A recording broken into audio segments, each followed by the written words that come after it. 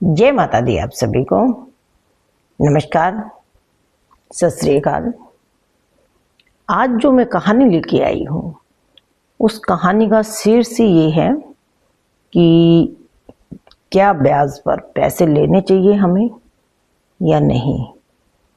तो जिस इंसान की स्टोरी मेरे पास आई है वो एक 4th क्लास का वर्कर था और इस कहानी को सुन के आपको कैसा लगा आप कमेंट करके ज़रूर बताएं और पूरी ज़रूर देखें और अच्छी लगे तो चैनल को लाइक शेयर सब्सक्राइब ज़रूर करें। आप सभी का बहुत बहुत धन्यवाद होगा और मैं ये कहानी शुरू करने जा रही हूँ, आप ज़रूर सुनना। एक अमरपाल नाम का एक आदमी होता है जो 4th क्लास में जॉब करता है।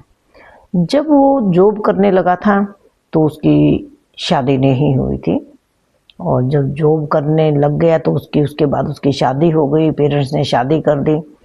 और कहते हैं ना, जो सरकारी नौकरी मिलती है तो उसमें हम लोग क्या करते हैं कि जहाँ भी जॉब करनी पड़ती है तो हमें वहीं रहना पड़ता है कि डेली अप डाउन नहीं कर सकते थे। घर के डिस्टेंस से दूर था, डिस्टेंस थोड़ा सा दूर था तो डेली अप डाउन नहीं कर सकते थे। नाइट डे की ड्यूटियाँ हो जाती थी, कभी नाइट की कभी डे की। तो अमरपाल की जब शादी होगी तो मिसिस को साथ में लेके गए। तो आपको पता है सरकारी मकान छोटे छोटे, जहाँ 4th क्लास वालों के तो बिल्कुल छोटे छोटे मकान होते हैं। तो उन्होंने क्या किया कि चलो वहाँ रहते रहे, अपने पेरेंट्स के पास कुछ ना कुछ भेजते रहते थे। चलो भी हमारे पेरेंट्स की मेहरबानी है कि हमें ये जॉब मिली है। तो शादी के बाद उनके बेटे हो गए 3 और 3 बेटों की जिम्मेवारियां अमरपाल पे पड़ गई। अब बाहर रहने के कारण खर्चे भी बड़ी मुश्किल से कर पाते थे। उसने जैसे तैसे करके अपने बच्चों को पढ़ाया लिखाया और वो सोचते थे कि मैं आज 4th क्लास में मैं लगा हूँ तो मेरे बच्चे अच्छा कर पाएँ और मेरे बच्चे अच्छा नाम करें या अच्छी जॉब लग जाएं तो कम से कम मेरी ज़िंदगी सुधर जाएगी। जो मैं नहीं कर पाया मेरे बच्चे करें, और सभी पेरेंट्स इस चीज़ को सोचते भी हैं। तो उसने बच्चे पढ़ाए अच्छे स्कूल में, जैसे भी उनकी हैसियत थी उस हिसाब से उसने अपने स्कूल में बच्चों को अपनों को पढ़ाया। और जब बच्चे बड़े हो गए तो बच्चों ने अपना अपना प्राइवेट जॉब देखी।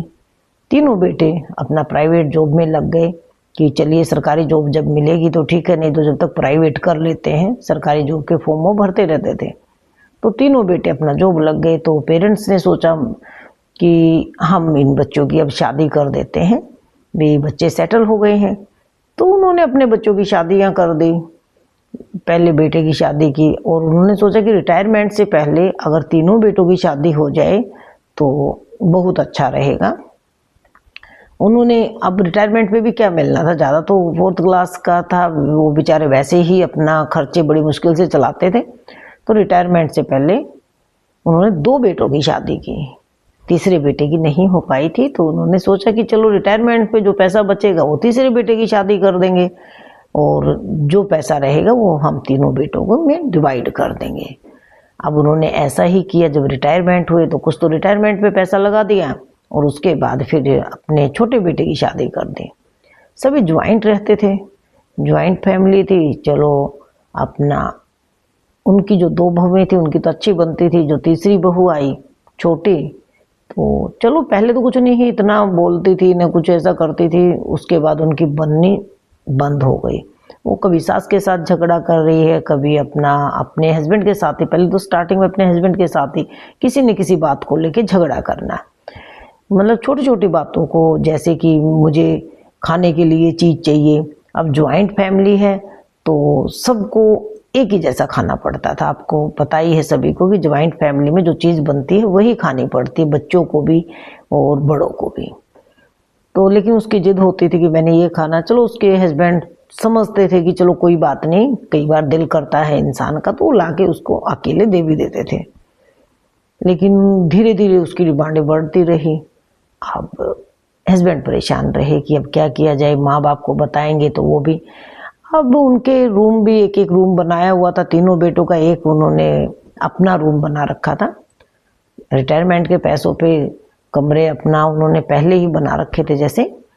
तो जैसे भी उनसे बने। तो अब नहीं वो छोटी बहू उनके साथ रहना चाहती थी। उन्होंने देखा कि चलो ये अब मैं क्या कर सकते हैं। जब उसके पेरेंट्स को पता लगा कि बेटे की और बहू की नहीं बन रही है, भी इधर से जिठानियों के साथ भी वो झगड़ा करती, सास के साथ भी झगड़ा करती थी, तो उन्होंने कहा कि चलो कोई बात नहीं, कि नहीं बन रही तो इनको अलग कर देते हैं, भी आप आराम से, शायद बहू का होगा कि मैं अलग रहूं, तो अलग कर दिया उनको। जब वो अलग रहने लगे तो फिर भी उसको यही था कि भी मेरे को ये चीज़ चाहिए, मुझे ये चीज़ चाहिए। अब हस्बैंड ने देखा कि अब तो हम अलग भी हो गए हैं ना, तो ये इतना काम करती है, इसकी डिमांडें बढ़ती जा रही है। अब वो सोच ही नहीं रही। उनके अब एक बेटा हो गया। अब बेटा हो गया तो बेटे के लिए भी ये खर्चा है, मुझे ये करना, मुझे वो करना। वो बेचारा बड़ा परेशान रहा। लेकिन आता है ना कि भी चलो घर किसी न किसी तरह बचा रहे। अब वो हस्बैंड उनके क्या करते कि भाई चलो किसी से ब्याज पे पैसा उठा लिया, किसी से 2% पे, किसी के 5% पे, ऐसे कभी भी जरूरत पड़ती तो पैसा ले लेता था। अब इतनी सैलरी उसकी भी नहीं थी, वो धीरे धीरे उतारा, तब तक और डिमांडें आ जाती थी। तो फिर वो पैसा अपना ब्याज पे, जिसको ब्याज पे पैसा लेने की आदत पड़ जाए ना, बड़ी मुश्किल होती है। कि उसको ये लगता है कि अब मुझे ब्याज पे पैसा तो मिल ही जाएगा, चलो ये खर्चा तो निकालें। और सारी जिंदगी मैं आपको बताती हूँ ब्याज का पैसा उतरता नहीं है, आप बढ़ता ही रहेगा हमें, क्योंकि हमें आदत पड़ गई है। आज लिया, आज हमने उतार दिया, उसके बाद फिर लिया, तो ऐसे ही उनका चलता रहा। वो दोनों भाई तो अपना सेटल हो गए, अच्छी तरह काम कर रहे थे। फादर की अपना पेंशन आ रही थी, वो अपनी पेंशन में गुजारा कर रहे थे। अब जब बेटा बड़ा हुआ, 5, 6, 7वीं क्लास में हुआ, तो खर्चे आपको पता है कि बुक्स के और इन चीज़ों के खर्चे बढ़े जाते हैं। तो फिर वो उस बहाने से अब ब्याज इतना, उन्होंने कभी किसी से ब्याज उठा रखा था, कभी किसी से ब्याज उठा रखा था। चलो वो चलता रहा उनका। फिर एक दिन एक समाज सेवी गई, वैसे ही जैसे गांव में जाते हैं, तो एक समाज सेवी गई, तो उनसे उन्होंने बताया कि मैम उनकी छत भी ऐसी हो गई थी, रिपेयर करवानी थी। उन्होंने सरकार से लोन अप्लाई किया हुआ था, जो कहते हैं ना गरीबों को छत के लिए लोन मिलता था सरकार से। तो उन्होंने कहा फॉर्म भरा हुआ है। उन्होंने देखा एक जो लक्कड़ का पोल होता है ना, जब हम सेटरिंग वगैरह करते हैं तो लक्कड़ के पोल लगाते हैं, ऐसे उन्होंने लक्कड़ का पोल लगाया हुआ था छत पर। तो वो छत पर लक्कड़ का पोल लगा हुआ था, तो उसने कहा कि चलो भाई हम किसी न किसी तरह कर ले, फिर सरकार से जो पैसा आ जाएगा तो हम अपनी छत बना लेंगे। और बारिश का टाइम था, छत गिर भी सकती थी। वो समाज सेवी ने देखा तो उसने कहा कि भी ऐसा क्यों, कह रहे जी हमारे पैसा नहीं मिला, सरकार की तरफ जो छत बनाने का पैसा मिलता है वो पैसा मिलेगा तो हम इस छत को बना लेंगे। उन्होंने कहा चलो ठीक है। तो जब तक आप एक काम करें कि मैं आपको 1 महीने के लिए दे देती हूँ, आप 15 दिन बोल रहे हो, महीने के लिए मैं आपको पैसा दिला देती हूँ किसी से, और आप अपनी छत ठीक करा लीजिए। ये गिर गई तो कोई भी हादसा हो सकता है। तो उनको तो अपना अच्छा लगा कि हाँ भी हमें तो पैसा मिल रहा है। अब उन्होंने ये भी नहीं बताया कि हमारा ब्याज पे। उन्होंने कहा कि भाई देखो 2 महीने के लिए मैं पैसा दिला सकती हूँ आपको, चलो सरकारी पेमेंट आने में महीना 2 महीना लग जाता है, और आप 15 दिन बोल रहे हैं कि 2 महीने तक तो हम ब्याज नहीं लेंगे। अगर 2 महीने के बाद हो गया तो भाई जिससे भी मैं दिलाऊंगी तो 2% आपको उनको देना पड़ेगा।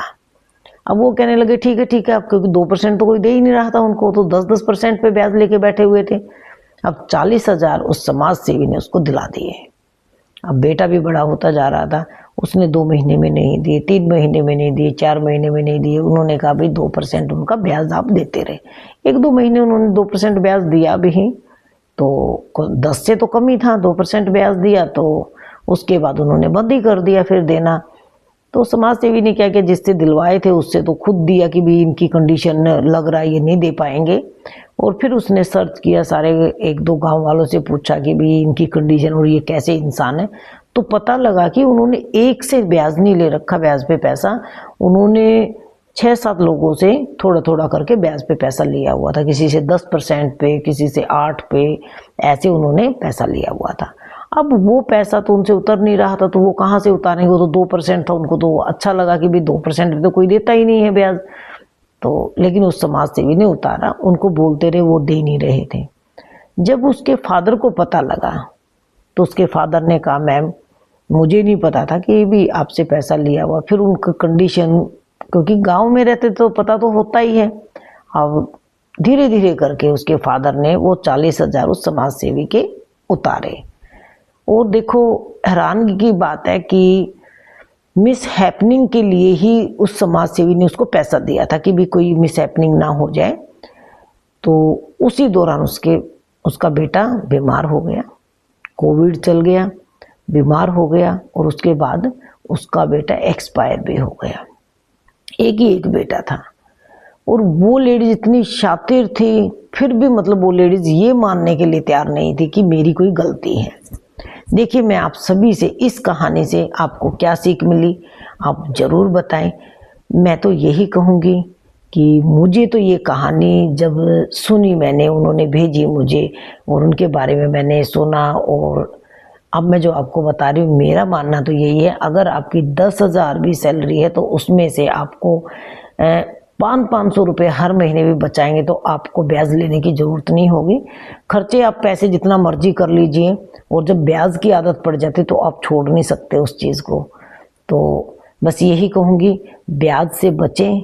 अगर छोटे मोटे काम के लिए भी अगर ब्याज आप पे पैसा आप ले रहे तो नहीं लेना चाहिए, और वो बर्बाद हो गए बिल्कुल।